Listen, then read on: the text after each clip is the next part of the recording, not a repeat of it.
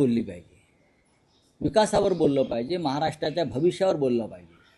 काय किरकोळ गोष्टीवर बोलताय? हां, या राज्याचं प्रतिष्ठेचं अधपतन देवेंद्र फडणवीस ज्या पद्धतीनं करतायत ते फार धक्कादायक आहे. राऊत साहेब, ठाकरे बंधू गौतम अदानींचा प्रखर विरोध करता आहेत, पण महायुतीचे नेते म्हणतात की गौतम अदानी ठाकरे बंधूंच्या घरी जातात, मग जाऊ द्या ना. मुलं अदानींच्या लग्नामध्ये हो, मग काय झालं? अडाणीच्या नाही बसतात. हो, मग म्हणून काय पापं झाकायची का? काल राज ठाकरे साहेबांनी ठाण्याच्या सभेत सांगितलं, माझ्या घरी जरी कोणी आलं, जरी माझा मित्र असला कोणी, तरी त्यांची पापं मी झाकणार नाही, त्यांची पापं मी उघडी करीन. यासाठी हिंमत लागते.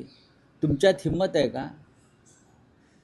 देवेंद्रजीमध्ये हिंमत आहे का? भारतीय जनता पक्ष आणि त्यांच्याबरोबर जे लोक आलेले आहेत भ्रष्ट, त्यांचा भ्रष्टाचार उघडा करण्याची, त्यांच्यावर कारवाई करण्याची ती हिंमत असेल तर बोला. गौतम अडाणी हा तुमचा आता बाप झालेला आहे. गौतम अडाणी हा तुमचा बाप झालेला आहे. आता त्या बापासमोर तुम्ही थरथरताय. मुंबईचं विमानतळ मी कालही सांगितलं, मुंबईमध्ये यापुढे विमानतळ नाही आहे. आंतरराष्ट्रीय शहर आहे ना म्हणताय ना तुम्ही, या राज्याची राजधानी आहे ना, इतक्या मोठ्या राजधानीमध्ये यापुढे विमानतळ नसेल. ते पालघरला हलवणार काही काम आणि बरंचसं नवी मुंबईत जाणार, आणि मुंबईचा जो भूखंड आहे विमानतळाचा हा अडाणीला देणार. हे रशीद मामूपेक्षा भयंकर आहे, मुख्यमंत्री मामू. फडणवीसांनी जी माहिती उघड केली आहे त्यांचं असं म्हणणं आहे की उद्धव ठाकरे मुख्यमंत्री असतानाच गौतम अदानींना धारावी पुनर्विकासाचं खोटे बोलतात. काम मंजूर झालं. हो, काम मंजूर झाला. प्रक्रिया बघा, हे उद्धव ठाकरेंच्या मंत्रिमंडळात ते खोटं बोलतायत.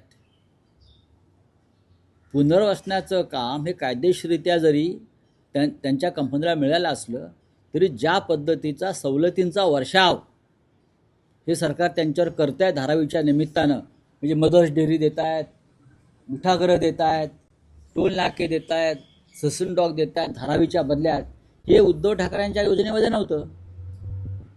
सांगावं मुख्यमंत्र्यांनी, खोटं किती बोलत आहे?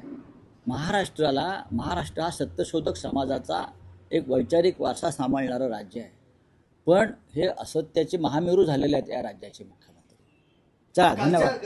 गर्दी नव्हती काल सभेला असा दावा केला जातोय नाही, भारतीय जनता पक्षाचे लोक किंवा शिंदेचे लोक म्हणतात की 1 कोटी लोक होते. 1 कोटी लोक, 1 कोटी. ते कोटीच्या खाली जातच नाही. ते माणसंसुद्धा कोटीला विकत घेतात.